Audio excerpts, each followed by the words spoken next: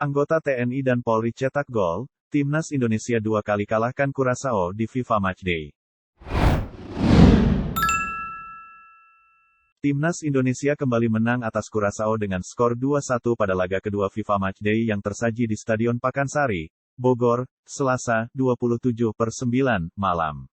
Gol-gol Indonesia dicetak oleh Dimas Drajat dan Dendi Sulistiawan. Sedangkan Curaçao hanya mampu mencetak 1 gol lewat Jeremy Antonise. Uniknya, dua pencetak gol Indonesia sama-sama aparat keamanan. Dimas Drajat merupakan seorang anggota TNI dan Dendi Sulistiawan adalah anggota Polri. Timnas Indonesia melakukan rotasi pemain dan perubahan taktik pada pertandingan malam ini. Timnas Indonesia melakukan 4 perubahan pemain untuk memainkan pola 4-2-3-1 pada malam ini, salah satunya mengganti Nadeo Argawinata dan Fahrudin Arianto. Posisinya digantikan oleh Syahrul Trisna dan Rizky Ridho pada malam hari ini.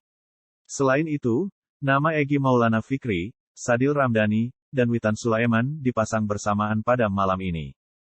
Timnas Indonesia sudah membuka keunggulannya dengan cepat pada menit kedua. Timnas Indonesia mengawali gol pembukanya melalui sebuah serangan cepat. Serangan tersebut berhasil diakhiri dengan sepakan Witan Sulaiman dari luar kotak penalti. Sepakan tersebut masih bisa ditepis, namun bola muntah berhasil dimanfaatkan oleh Dimas Drajat. Skor 1-0 untuk keunggulan Timnas Indonesia.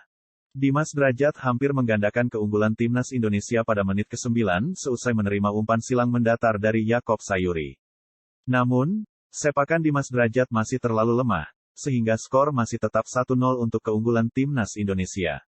Seusai peluang tersebut, Curaçao mulai keluar menyerang dan mengambil inisiatif.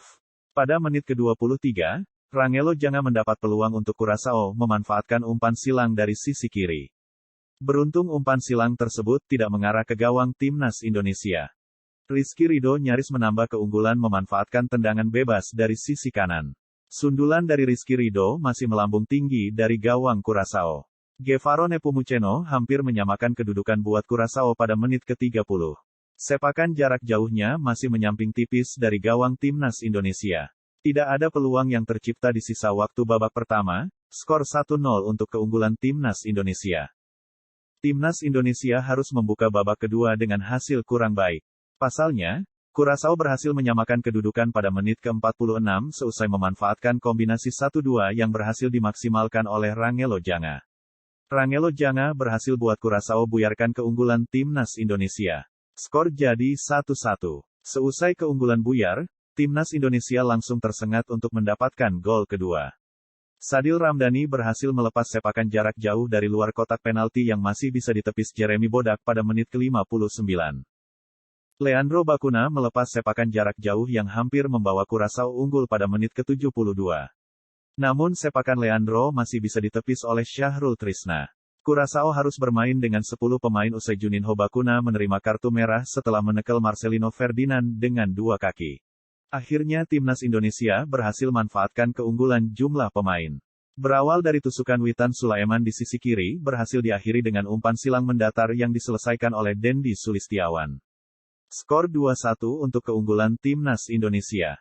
Tidak ada peluang tercipta di sisa waktu babak kedua, sehingga Timnas Indonesia berhasil kantongi kemenangan kedua atas Curaçao. Terima kasih sudah nonton, jangan lupa like, subscribe, dan share ya!